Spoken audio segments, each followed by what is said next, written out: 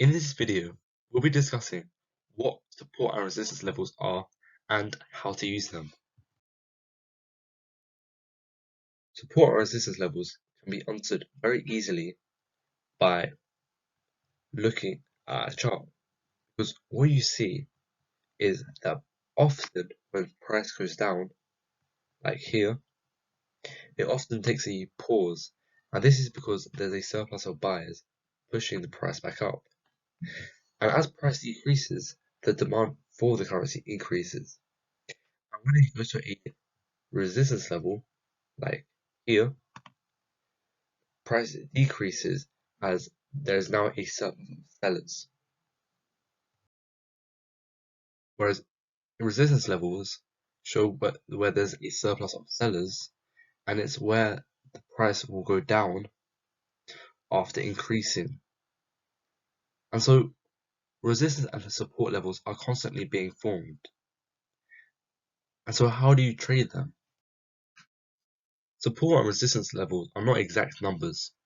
So when you try to find support and resistance levels, think of it as zones. So up here would be the resistance zone, and that's where selling would occur. Down here would be the support zone, and that's where buying should occur.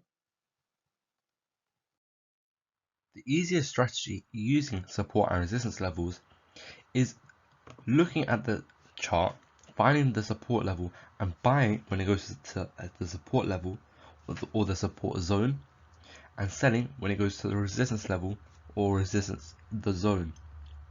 There is also another strategy when it comes to support and resistance, and that is looking for breakouts. When it breaks above maybe the resistance level, you would buy, and when it breaks through the support level, you would sell. Something that's really important when trading support and resistance levels is not going in straight away and looking for more confirmation.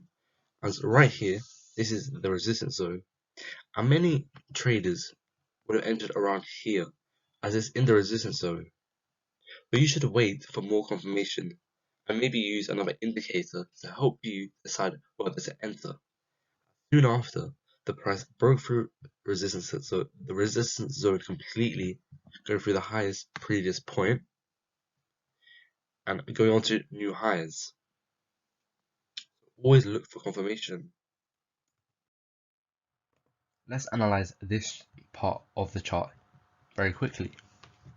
So what we would do first is we would draw our support level and we would draw our resistance level. These are just rough areas or zones that will help us identify where to buy and where to sell.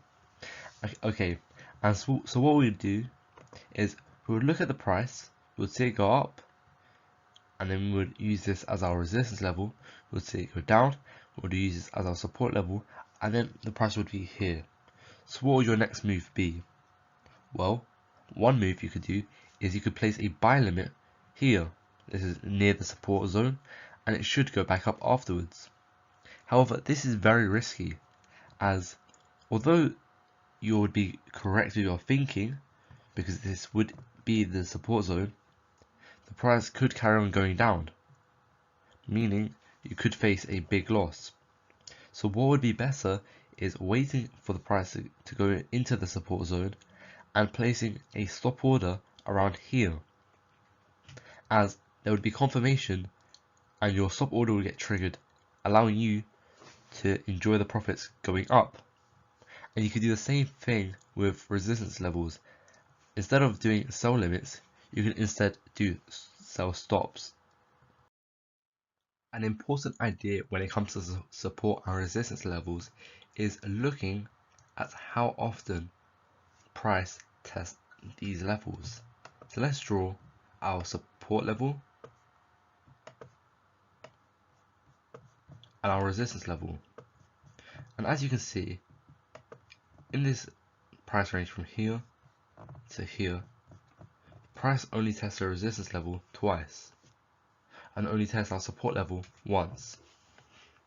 And so what we can infer from this is that the support and resistance levels are weak, And so when price eventually breaks out of this range, we know that it won't be a convincing break. And as you can see here, there is a break, but it's not a big break. And the stronger a support and resistance level is, the bigger the break will be. So what would you do when you trade using breaks? Well, you'd first identify the support and resistance level, then you would look at the number of times maybe the support and resistance levels were reached. This could determine the strength of the support resistance level. And when the support or resistance level is broken, you can simply place a stop order and wait for confirmation to see if it is a convincing break. And the amount of it rising after it breaks depends on how many times the support or resistance level was reached. In this case, there's 2. This resistance level isn't very strong. The support level, when it's broken, becomes a resistance level, and when the resistance level is broken, it becomes a support level. This is a very important idea when it comes to using support and resistance levels. Thank you for watching. I hope you enjoyed the video. You should now be able to use support and resistance levels in your trading day. If you enjoyed this video and want to see more videos like this, like and subscribe. And remember, the secret of getting ahead is getting started.